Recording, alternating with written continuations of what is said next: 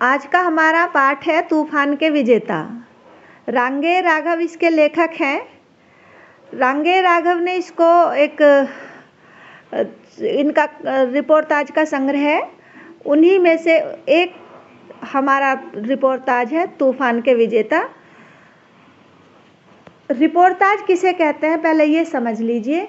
आपने सुना होगा, देखा होगा, जब रेडियो में या टेलीविज़न में समाचार चलते हैं तो उसमें एक होता है संवाददाता। संवाददाता किसे कहते हैं? जो किसी जहाँ घटना घटित होती है या जहाँ से वो सूचना दे रहे होते हैं, वहाँ के जो तथ्य की रिपोर्ट, यानी कि जो वास्तविक वहाँ पे घटना घटी है उसकी रिपोर्ट जो देते हैं वे संवाददाता होते हैं।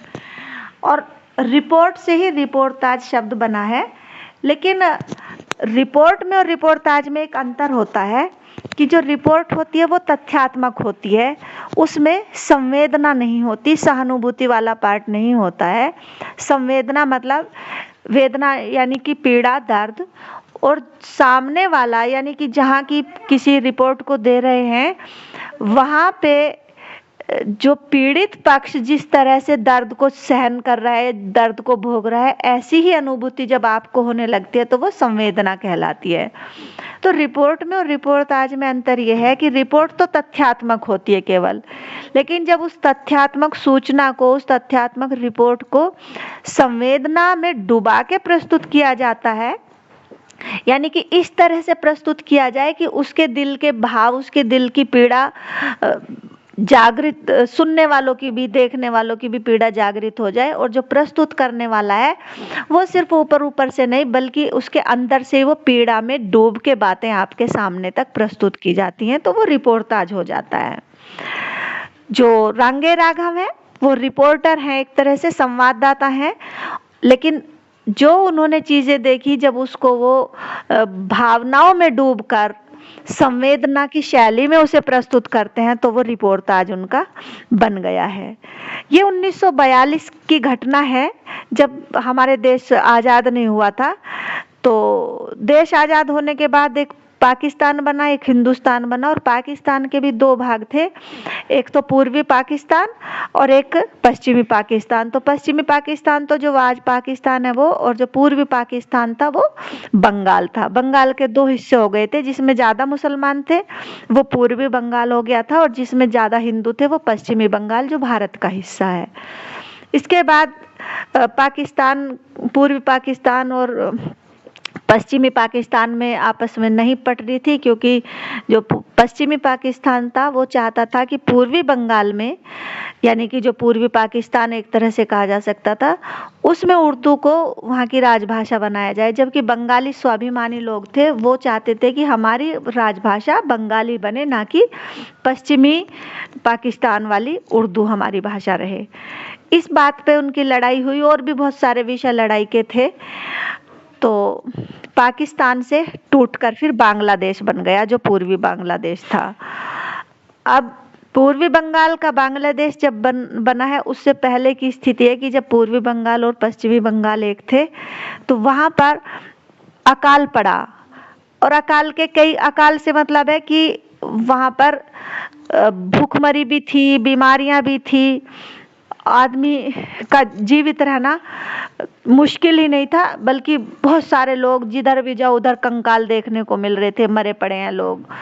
उसके पीछे ज़्यादा बारिशों के बाढ़ आना, सूखा पड़ जाना, मलेरिया, चेचक, हैजा, कालाजार वगैरह वगैरह बीमारियां भी थी। इसमें जो रिपोर्ट कर रहे हैं हमारे रांगे राघव जी, ये एक भुइयापाड़ा गांव है उसमें बंगाल में, और उस भुइयापाड़ा गांव में 300 लोगों में से 150 तो मर चुके हैं। वहां पे ये रिपोर्ट करने के लिए जाते हैं। एक ही गांव में नहीं, कई गांवों में रिपोर्ट करते हैं, लेकिन यहाँ पे एक भुइयापाड़ा गांव की ही इसमें ज़्यादा बातें बताई गई हैं, एक उसके पड़ोसी गांव की भी बताई गई हैं, और फिर वहाँ किस किस तरह से स्थिति बन रही है उनकी ये रिपोर्ट कर रहे हैं, एक साहित्य शैली में, संवेदना की शैली में, जिससे कि वो रिपोर्टाज बन गया है, रिपोर्ट नहीं रह गई है। वहाँ पे जो अकाल पड़ रहा है उसमें चेचक, हैजा, कालाजार, मलेरिया ये सब तो है ही है, और सूखा, बाढ़। लेकिन इनसे भी ज़्यादा जो समस्या है वो ये बन गई है कि जो भ्रष्टाचारी लोग हैं वो जो सहायता सरकार पहुंचाती है या जो कुछ ऐसे जो गैर सरकारी संस्थान है वे सहायता वहां पर पहुंचा रहे हैं, वो असली पीड़ित लोगों तक पहुंचने नहीं दे रहे, बीच बीच में ही खा लेते हैं। जब आप इस जो मैं आपको तूफान के विजेता दूंगी उसमें आप थोड़ा सा घटनाओं में इधर उधर घूम सकते हैं, तो मैं आपको इस तरह से घटना सुनाती हूँ इसकी कि आप अच्छे से समझ सकते हैं। तो हम यहाँ से शुरू करते हैं कि रांगे राघव वहाँ पे भुइयापाड़ा गांव में या उसके आसपास बंगाल में, पूर्वी बंगाल में जाते हैं और वहाँ देखते हैं कि अगर एक व्यक्ति को आप जो कंकाल हो गया है, सूखा, पेट मोटा हो रहा है, हाथ बस हड्डियां चमक रही हैं, गोश्त बिल्कुल नहीं रह गया है उसके शरीर पर, ऐसे अगर एक लड़के को देखते हैं तो आप ये मत समझिएगा कि वो सिर्फ एक लड़का है। आप ये समझ लीजिएगा कि अगर आपने एक देखा है तो कम से कम 10,000 लोगों का वो प्रतिनिधित्व कर रहा है, यानी कि एक के पीछे 10,000 का तो आप अनुमान लगा ही लीजिए। और अगर इस तरह के फिर आप ज़्यादा देख लेते हैं तो उसको 10,000 से मल्टीप्लाई करते रहिए। इतने लोग वहाँ पर भूखमरी से इस तरह और बीमारी से दुर्भिक्ष के शिकार हो गए हैं। अब यहाँ जिस तरह से जा रहे हैं, एक रामकृष्ण मिशन है और इसी तरह के कुछ और गैर सरकारी संगठन है वो सहायता पहुँचा रहे हैं, लेकिन समस्या वही कि उनकी समस्या, एक तो उनकी सहायता पर्याप्त नहीं है और जो सहायता पहुंचाई भी गई उसको बीच बीच वाले लोग, कार्यकर्ता जो हैं, खा लेते हैं। वहाँ पर एक डॉक्टर कुंटे हैं, वो आगरा के रहने वाले हैं और पहले काफ़ी दिन तक वो जेल में रहे हैं और शायद स्वतंत्रता सेनानी रहे होंगे, इसलिए वो जेल में रहे होंगे, क्योंकि अंग्रेजों के खिलाफ उस टाइम पे आंदोलन चल रहे थे, भारत छोड़ो आंदोलन वगैरह चल रहे थे। उस आंदोलन में भी वो शामिल थे। विश्व युद्ध भी उस टाइम पे चल रहा था, तो विश्व युद्ध में कि जापान हमारे ऊपर हमला कर देगा या इसी तरह की, और साम्राज्यवादी जो प्रकृति फैल रही थी, साम्राज्यवाद मतलब एक देश अनेक देशों को गुलाम बना लेता है, ये साम्राज्य प्रवृत्ति थी। तो साम्राज्यवादी प्रकृति से छुटकारा पाना भी आसान नहीं हो रहा था और विश्व युद्ध चल रहा था, तो इसलिए हमारे ऊपर जापान हमला कर सकता है वगैरह वगैरह की स्थितियां भी बनी हुई थी। पर उन लोगों को जिनको खाने के लिए भोजन नहीं मिल रहा था, कपड़ा पहनने के लिए नहीं मिल रहा था, बीमारी के लिए दवाई नहीं मिल रही थी, तो उनके लिए विश्व युद्ध जैसी या साम्राज्यवादी नीति जैसी बातों को करना वो नहीं था, जरूरत नहीं महसूस होती थी या उनका ध्यान वहां तक नहीं जाता था। वहां पर कुछ मील थी और उन मील में क्योंकि लोगों के पास खाना जब खत्म हो गया था, खाने के लिए सूखा पड़ गया, बाढ़ से कुछ नष्ट हो गया, तो वहाँ के लोगों के पास जो अपनी पूंजी थी, जमीन थी, उसको बेच बेच कर लोग नौकरी करने लगे थे मील में। वहाँ पर जो कुंटे हैं वो एक मील में गए ताकि वहाँ लोगों की सेवा कर सकें, इलाज कर सकें। एक समस्या और थी वहाँ की कि लोग इलाज कम कराते थे। एक तो उनके पास इलाज कराने के लिए पैसे नहीं थे, दूसरा वहाँ पर डॉक्टर की जो सुविधा थी वो टाइम से पहुँच नहीं पा रही थी, दवाइयाँ वगैरह पहुँच नहीं पाती थी। तो उस समय कुछ अज्ञानता भी थी, झाड़ फूंक करा लेते थे लोग। एक बुढ़िया का इसमें ऐसे जिक्र आया एक औरत का कि दवाइयाँ तो उसे मिली नहीं और उसने इसी तरह से कुछ जादू टोने वाला झाड़ फूंक करा लिया, तो उससे लौकी की तरह उसके हाथ पांव फूलते चले गए, यानी कि सूजन आ गई उसमें, और उसके गले में भी इतनी सूजन आ गई कि वो बोल भी नहीं पाती थी।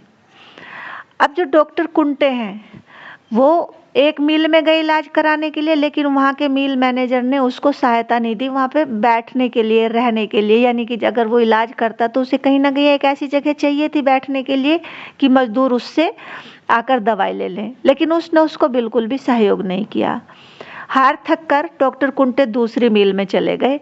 वहाँ पर भी मैनेजर ने तो सहायता उसकी नहीं की कुछ भी, डॉक्टर कुंटे की, लेकिन वहाँ के कुछ मजदूरों ने उनको सहायता दी और वहाँ पर रहने के लिए जगह उपलब्ध करा दी, और फिर जो जो बीमार होते थे वहाँ उनके पास इलाज के लिए आने लगे।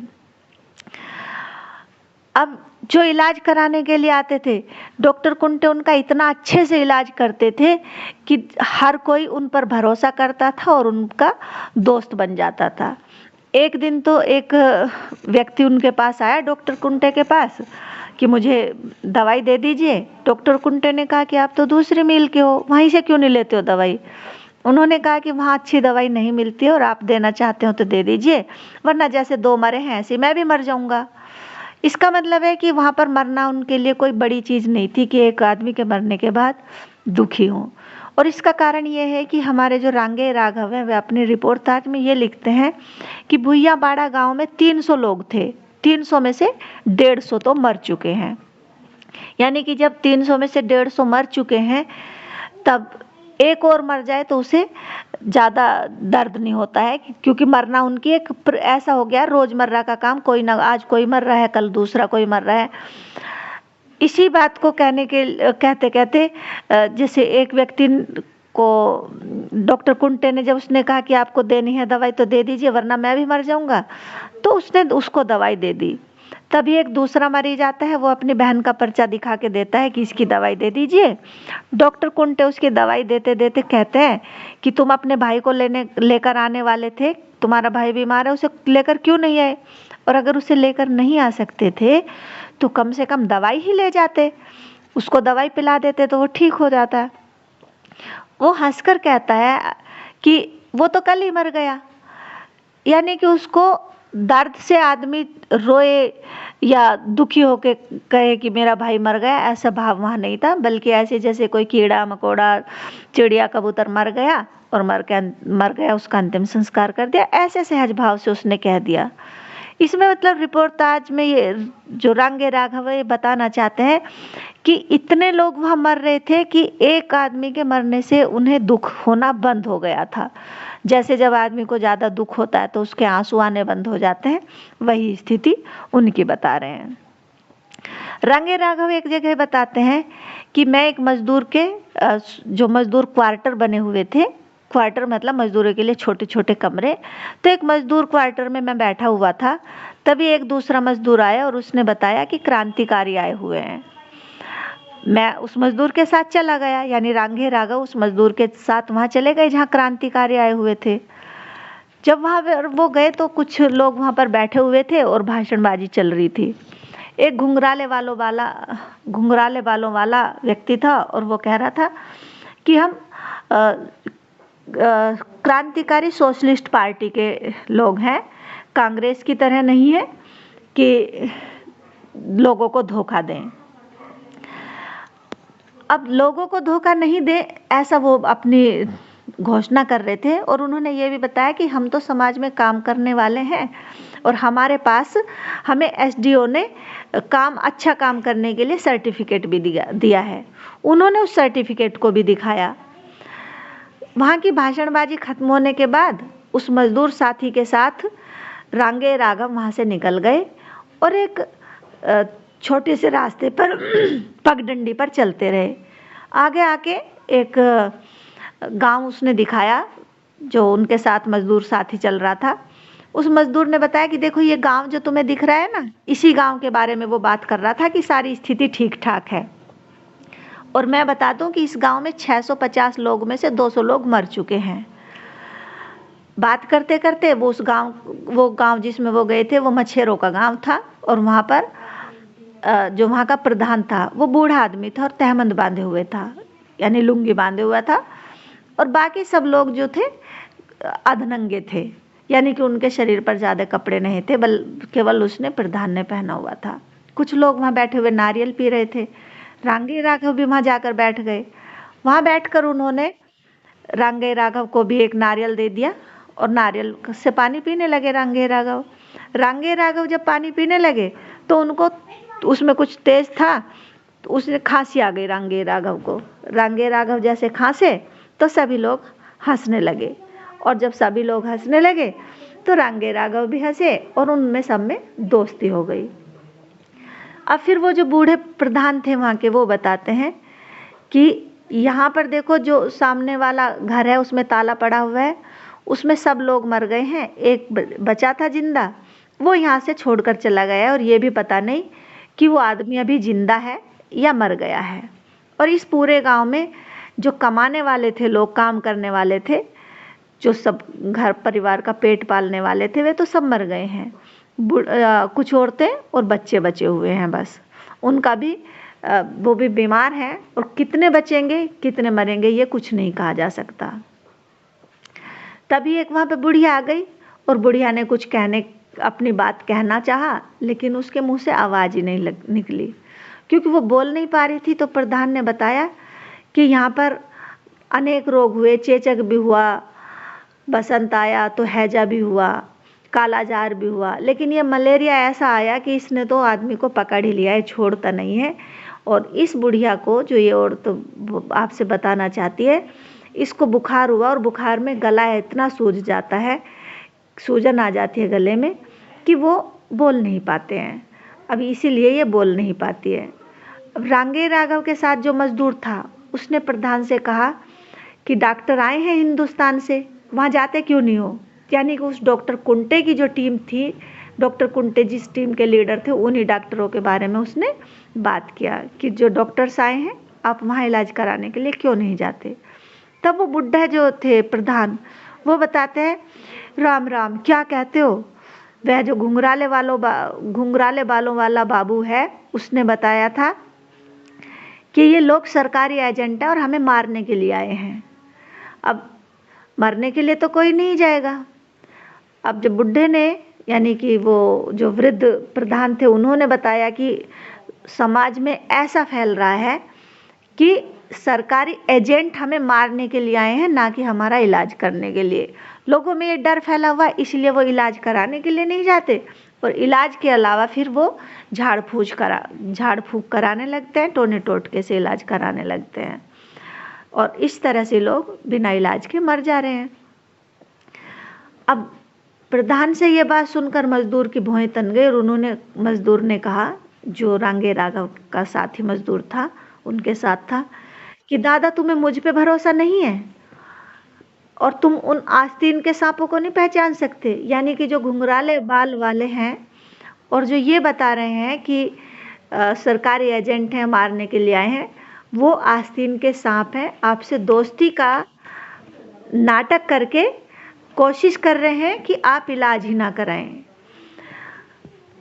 प्रधान को समझ में आ जाती है उसकी बात, और वो कहता है प्रधान कि माँ तो वहाँ जा नहीं सकती है, क्योंकि इतनी मील भर चल के ये कैसे जाएगी, कमज़ोर हो गई है।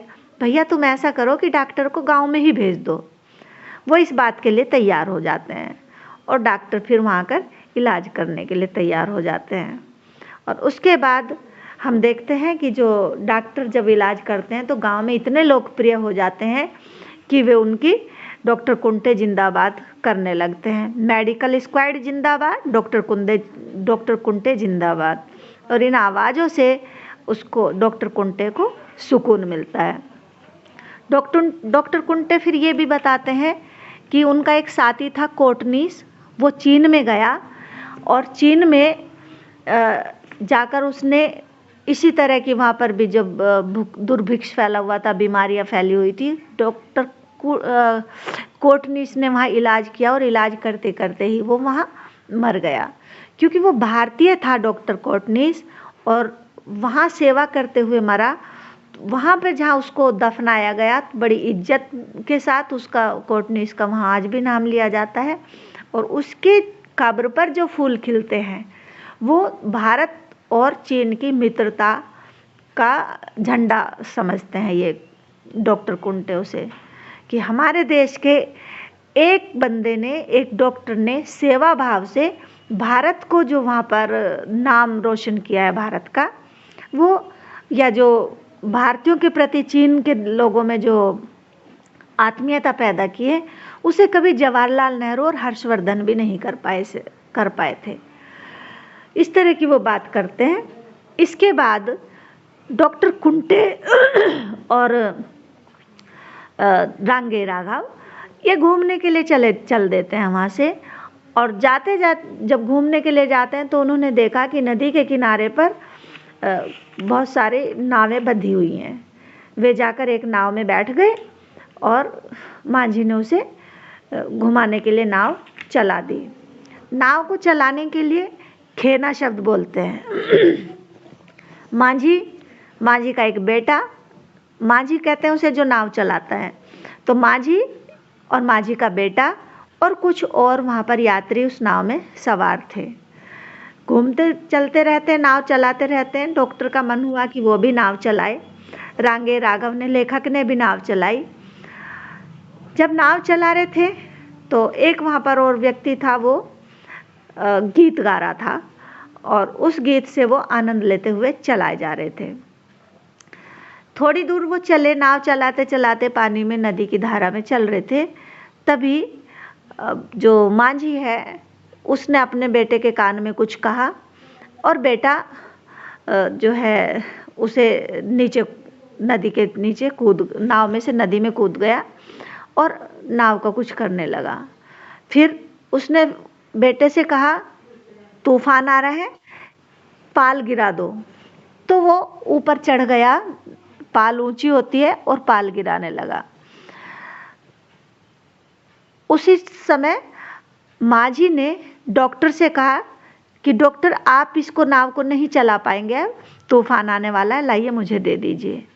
उसके हाथ में से नाव उसने ले ली और वो खेने लगा माझी।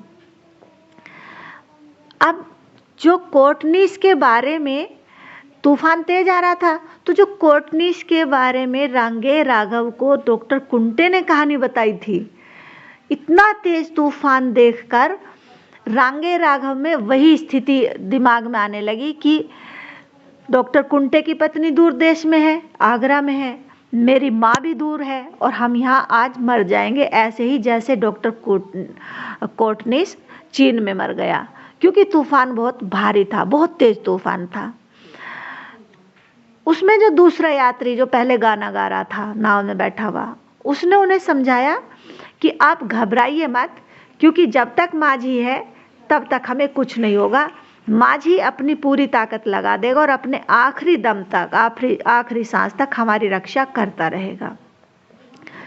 तभी फिर माझी एकदम बहुत जोर से चिल्लाया कि तूफान बहुत तेज आ रहा है, और बेटे के लिए कुछ कहा उसने, और बेटा फिर नदी में कूद गया और नदी में तैरता हुआ नाव को धक्का देते हुए चलने लगा। और कुछ देर बाद एक स्टीमर के पीछे नाव लग गई, और थोड़ी सी देर बाद जब उन्होंने देखा तो मौसम शांत हो चुका था, तूफान बंद हो चुका था और नाव एक किनारे पर लगी हुई थी। रांगे राघव कहते हैं कि इतना डर गया था मैं, ऐसा लगने लगा था कि अब शायद हम नहीं बचेंगे। और रांगे राघव कहते हैं कि डॉक्टर कोटनीस मेरे दिमाग में था, मैं चकरा गया, डॉक्टर की पत्नी, मेरी माँ, एक एक करके सब लोग मेरी आंखों में आने लगे और लगने लगा कि मौत अब हमारे सामने है, अब शायद हम अपने परिवार से कभी नहीं मिल पाएंगे। लेकिन शांत किनारे पर जब नाव आ गई तो उनको लगा कि अब तो हम सही पहुंच गए हैं। और उस समय क्योंकि एक बच्चे ने उनको उस तूफान से बचा दिया, और जो माझी था उसने उनको हौसला बनाया, और जो वहाँ पर दूसरा व्यक्ति था उसने हौसला बनाया कि जब तक माझी नाव में है तब तक वो किसी को कुछ नहीं होने देगा।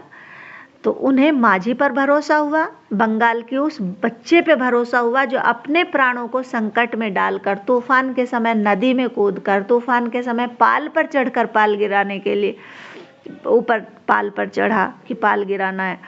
तो उसमें उन्होंने देखा कि बंगाल के उस व्यक्ति में, उस बच्चे में अभी भी उतनी मानवता है।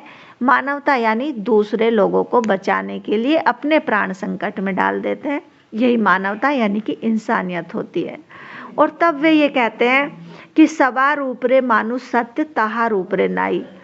मानुष मतलब मनुष्य, जितने भी प्राणी हैं उन सबकी रक्षा का जो धर्म है वो मानव का है, मनुष्य का है। ताहार ऊपरे नाई, लेकिन तेरे ऊपर जो दुनिया को चलाने वाला है वो माझी भगवान है, तो तेरे से ऊपर तो कोई भगवान कोई हो ही नहीं सकता। लेकिन यहाँ पर जब तूफान से बचाया तो उस भगवान ने ही भले ही बचाने के लिए भेजा हो, पर उस माझी ने यहाँ बचाया जो नाव चला रहा था। और इस बात के लिए वो कहते हैं कि जो बंगाल की नाव है उसमें हाथ तो चाहे जितने भी लगे हों, लेकिन उसको बचाएगा एक बंगाल का बच्चा ही। इसका मतलब ये है कि बंगाल में चाहे जितने भी दुर्भिक्ष आए, अकाल आए, बाढ़ आए, मलेरिया, चेचक, हैजा, कितने भी समस्याएं क्यों ना आए, यानी कि कितने भी तूफान क्यों ना आए, लेकिन बंगाल की जो मनुष्यता की, मानवता की, इंसानियत की नाव है, वहाँ का बच्चा उसे बचा ही ले जाएगा। यानी कि अगर हमारी अगली पीढ़ी जो आ रही है उसमें इंसानियत है, तो उस इंसानियत के बल पर वो अपने पूरे राज्य को, अपनी पूरी मानव जाति को, पूरे प्राणियों को, पूरे समाज को बचा ही ले जाएगा। और आप ये देख लीजिए कि जो बंगाल है वहाँ से हमारे देश के अच्छे अच्छे नेता निकले हैं। ये भी यहाँ पर एक लेखक का मंतव्य है कि बंगाल के बच्चे केवल तूफान में से, उस नदी की धार में से ही नाव को नहीं निकालते हैं, बल्कि देश पर जो बड़े बड़े संकट आते हैं, बड़े बड़े संकट के तूफान आते हैं, उसमें से भी निकालने के लिए बंगाल से अनेक नेता निकले हैं और देश को संकटों से मुक्त किया है। तो ये हमारा इसका तूफान के विजेता का थोड़ा सा सारांश था। और इसके जो मुख्य बिंदु हैं वो ये है कि एक तरफ प्राकृतिक आपदाएं आती हैं, तो दूसरी तरफ साम्राज्यवादी, पूंजीवादी, भ्रष्टाचारी, ये लोग हमें संकट में डालते रहते हैं। और जब ये लोग संकट में डालते हैं तो पूरी मानव जाति खतरे में, संकटों में घिरी रहती है, और उससे निकालने का जो जिम्मेदारी है, उसके निकालने का जो धर्म है, वो हम मनुष्यों का ही है। और हमारी वो पीढ़ी जो मानवता से युक्त है, वो हमारी संकट में से, संकट में डूबती हुई नाव को बचा पाएगी। तो ये हमारा जो तूफानों के विजेता है